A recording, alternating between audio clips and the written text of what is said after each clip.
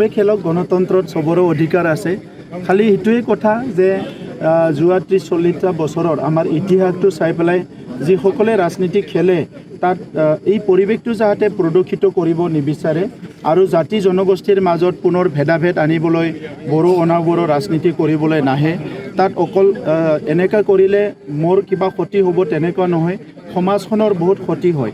যোৱা সময়ত কোনোবা ভয় ভিদৰ ৰাজনীতি কৰিলে, কোনোবা টকা পইচাৰ ৰাজনীতি কৰিলে, কোনোবা সমাজ বিভাজনৰ ৰাজনীতি কৰিলে।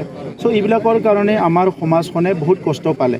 আহি থকা সময়ত ভাৰতৰ নিচিনা যিটো মাদাৰ অফ ডেমক্ৰেচি, গণতন্ত্ৰৰ শীৰ্ষত আজি ভাৰতবৰ্ষ আছে, ইয়াত আজিৰ প্ৰজন্ম বা আজিৰ দিনত যিসকলে ৰাজনীতি কৰিব আহিছে সেইসকলে সমাজক বান্ধি মৰম, স্নেহ, বিশ্বাসৰ এনাজৰীৰে আৰু আমাৰ সকলোকে পৰস্পৰে শ্ৰদ্ধা কৰিব পৰা এটা পৰিৱেশ মানে ৰাখি পেলাই যাতে সকলো ৰাজনীতি কৰে, মই সেইটো অনুৰোধ কৰিছোঁ।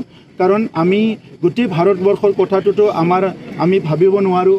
অসমৰ কথা আজি ভাবিবলৈ মানুহ আছে, কিন্তু বিটিআৰত আমি যিহেতু ইয়াতে জন্ম পাইছোঁ আৰু শিশুকালৰ পৰাই বিটিআৰত বিভিন্ন পৰিৱেশ আমি দেখি পাইছোঁ।